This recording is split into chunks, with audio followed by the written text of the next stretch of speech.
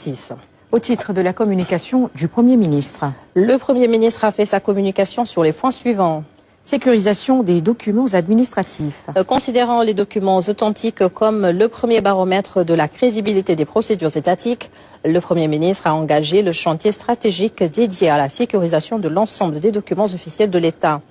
Il a présenté un état des lieux du fonctionnement actuel de l'administration, marqué par la circulation de documents insuffisamment sécurisés, le défaut de standardisation des actes, l'hétérogénéité des supports et l'absence de mécanismes robustes de traçabilité. Il a souligné que ces vulnérabilités concernent des documents à forte valeur stratégique et juridique, dont les diplômes et attestations, les passeports, permis de conduire et cartes d'identité nationale, ainsi que les cartes à incidence financière.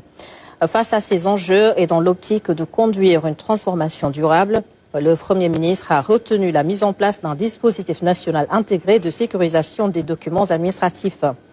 La réforme engagée vise à sécuriser les documents administratifs et garantissant de manière systématique et vérifiable leur authenticité, leur intégrité, leur traçabilité et leur valeur juridique.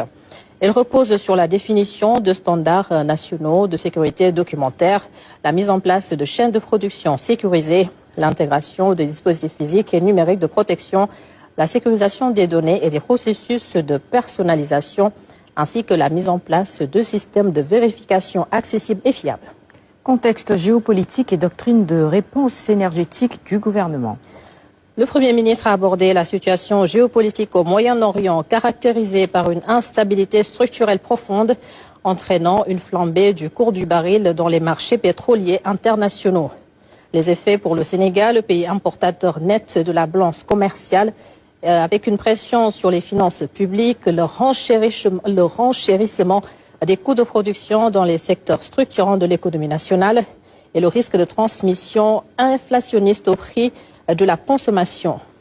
Face à ces situations, le gouvernement a privilégié une réponse fondée sur l'accélération de la valorisation de ses ressources gazières nationales, la maîtrise de la demande énergétique, la diversification compétitive du mix énergétique et la protection ciblée des secteurs vulnérables.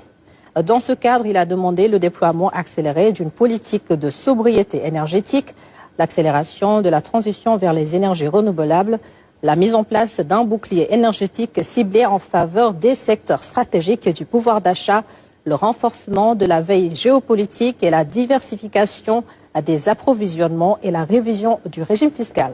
Performance du secteur de l'électricité. Le Premier ministre a rappelé la nécessité de renforcer le pilotage stratégique du secteur de l'électricité, notamment la performance opérationnelle de la Sénélec.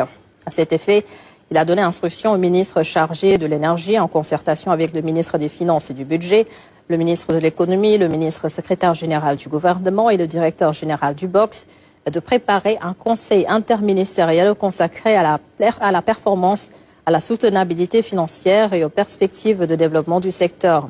En amont, le ministre chargé de l'énergie coordonnera l'élaboration d'une note de cadrage à transmettre à la primature dans un délai de 30 jours. Le Premier ministre a engagé le ministre des Finances et du Budget à conduire conjointement avec le ministre chargé de l'énergie et les instances dirigeantes de la Sénélec une évaluation exhaustive et contradictoire des engagements financiers de l'État vis-à-vis du secteur et à soumettre au gouvernement une trajectoire de traitement réaliste et compatible avec les impératifs de soutenabilité budgétaire. De son côté, la Sénélec soumettra à travers son ministère de tutelle un plan opérationnel de performance couvrant les dimensions techniques, commerciales, financières et organisationnelles. La commission de régulation du secteur de l'énergie, quant à elle, apportera sa contribution à l'analyse des équilibres économiques sectoriels, à l'évaluation des mécanismes tarifaires en vigueur et à la définition d'indicateurs d'objectifs de suivi de la performance. Réalisation majeure de la période et reconnaissance de la performance des équipes. Le Premier ministre a mis en exergue 4 réalisations significatives qui témoignent de la détermination du gouvernement à moderniser les infrastructures nationales et à affermir notre souveraineté dans des secteurs stratégiques, à savoir la remise en service de l'aéroport de Ziguinchor le 30 avril 2026, l'ouverture partielle de l'autoroute Mbour-Kaolack le 29 avril dernier, l'inauguration par le président de la République du parc agro-industriel de Kolda le 24 avril 2026, ainsi que l'acquisition de West African Energy par la Sénélec le 25 avril dernier. Lever des blocages opérationnels des projets.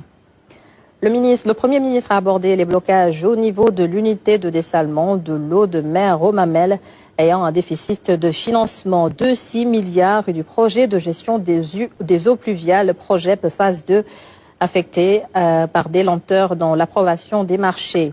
Il a engagé le ministre des Finances et du Budget pour le premier projet à travailler à une solution en urgence.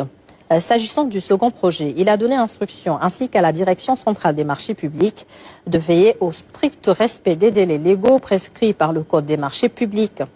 Le Premier ministre a rappelé la célérité des instances de contrôle et de régulation ne saurait constituer un facteur de ralentissement pour les projets prioritaires de l'État. Au titre des communications.